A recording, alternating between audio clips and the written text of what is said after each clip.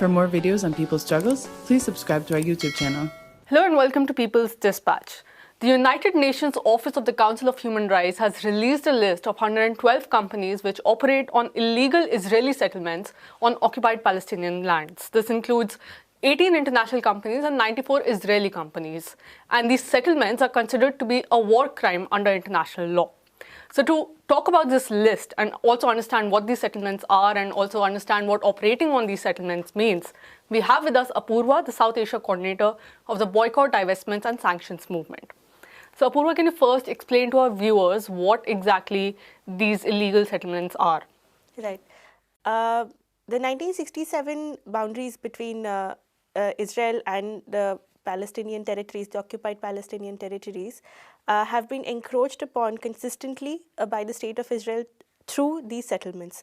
What that means is that starting from 1967, the Israeli state has supported building outposts, building entire residential colonies, universities, industries within the occupied territories, occupied Palestinian territories, which, as you said, is a war crime, is a war crime under the 4th Geneva Convention, because this implies transfer of population and changes to the property of an occupied territory.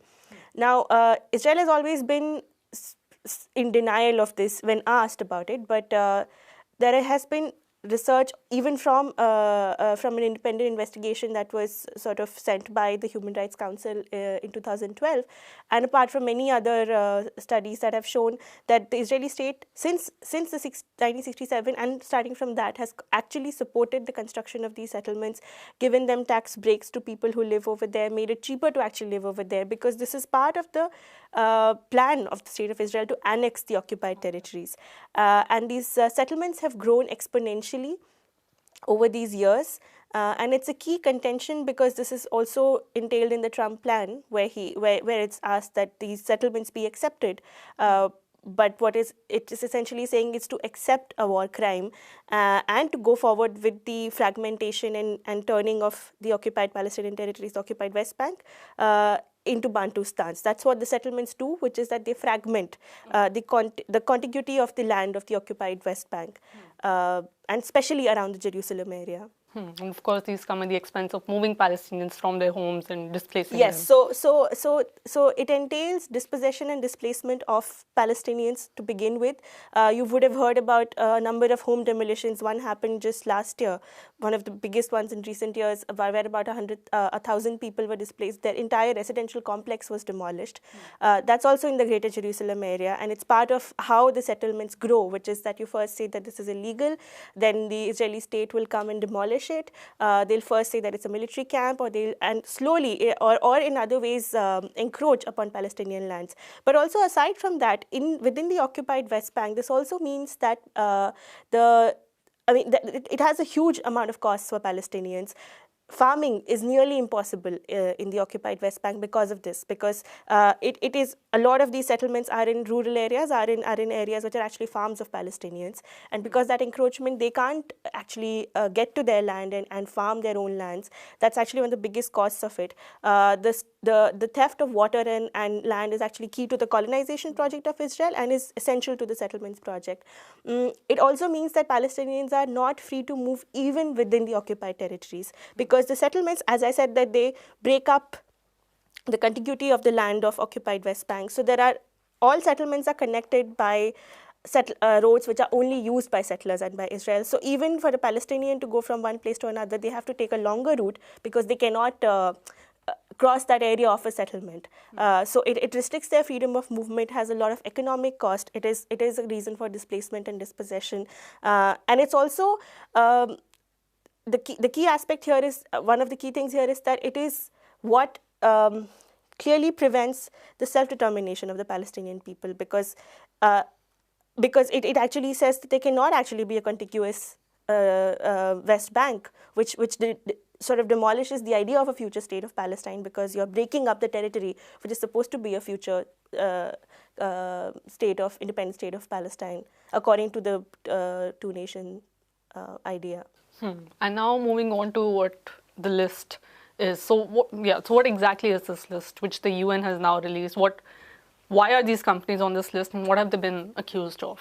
Yeah, so this is a long project. It's a long series of things that have led to this moment. And if you could just give me a little bit time to explain how this came about, this understanding came about.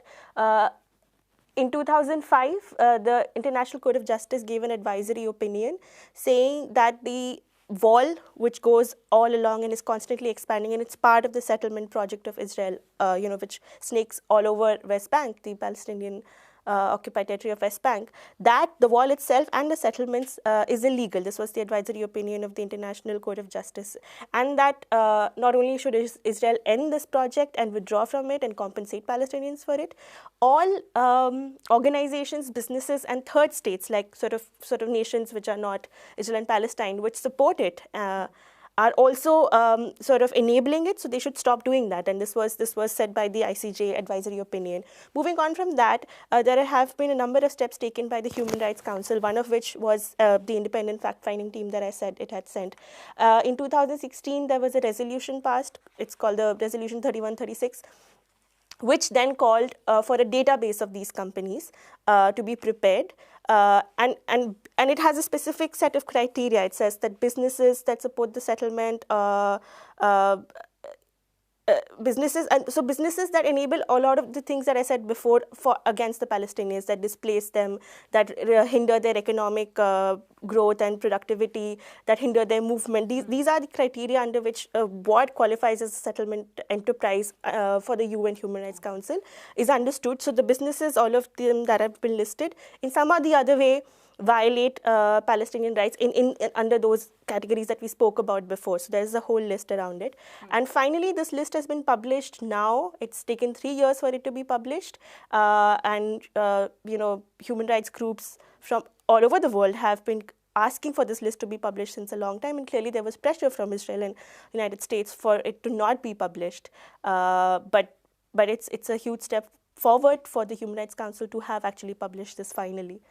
And what will be the impact for these companies now? Have they been explicitly declared illegal, or is it just a way of, just a list which shows, okay, these companies are there and they're operating on illegal land, so, just a way of listing them. But what will be the impact? What will they face now? Well, they will face clearly a lot of... So what they're saying is that the activity of supporting the settlements is illegal and that they should end those activities. And it also says that... and this is a list that they have said that they will keep updating. So this is not...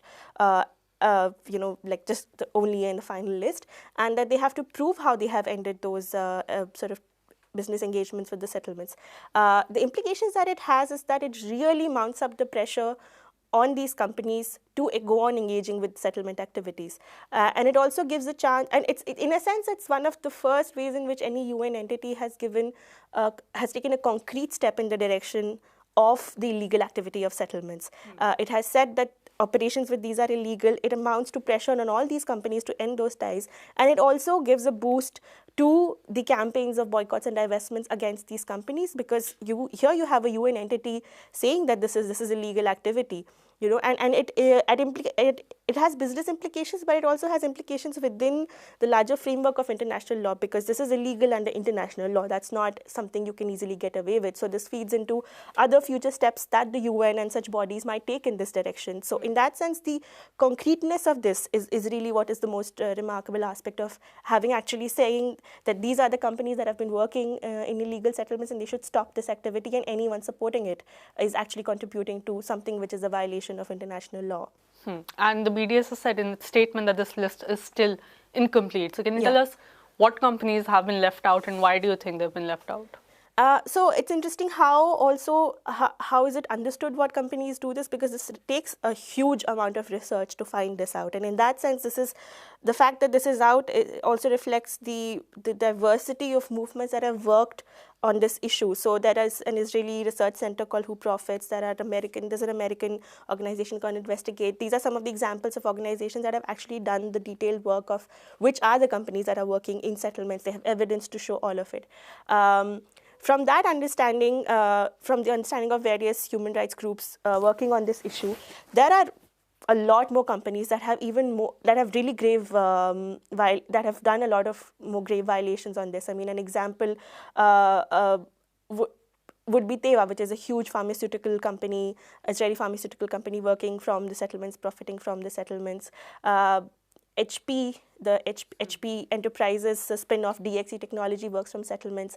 Israeli arms industry is completely out of it, which is like a huge, obvious gap. I mean, so what you can see actually is that some of the really powerful companies have not made it to this list, which are known to have been working in the settlements.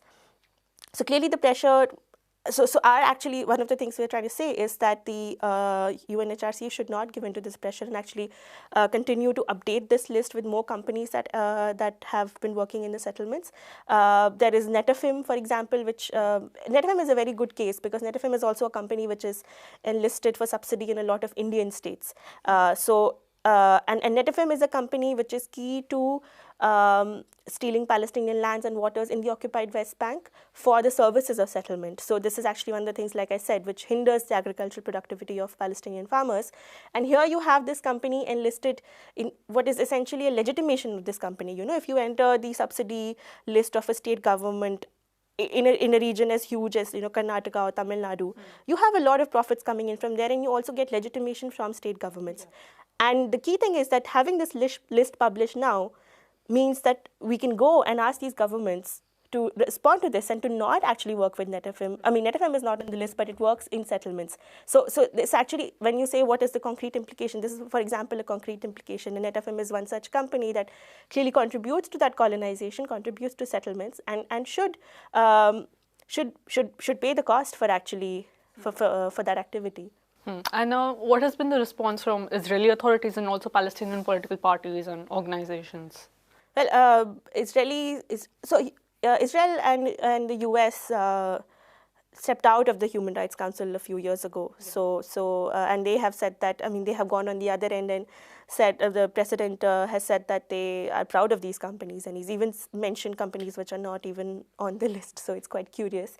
But they have, as usual, gone on the opposite and on the offensive, but I guess the point is that their impunity is exactly what is being called out by something like this list. So that's the key thing we should take away from this. The Palestinian Authority has also welcomed this, as have all sort of human rights organizations that have worked towards it, including the BDS movement, because this enlivens the campaigns that have been going on for all these years, calling for these companies to be held accountable for profiteering from war crimes, literally. I mean, if I had to put it in a sentence, this is not just enabling war crimes, you're profiteering from war crimes, and that's something that they must be held accountable to. And to take that forward and to strengthen those campaigns is how we look forward to going on this. And finally, what is now BDS's future plan, and what campaigns is it planning after this list has come out? So the BDS movement has called for all states, institutions, churches, universities to end their ties with these companies that are there on this list. And in a larger sense, it sort of gives energy to our campaigns that call for accountability from Israeli state and corporations and institutions that profit from the colonialism, apartheid, and occupation against the Palestinian people. So it's energizing for us as a movement as well. Thank you, Apurva, for joining us today. And that's all the time we have. Thank you for watching People's Dispatch.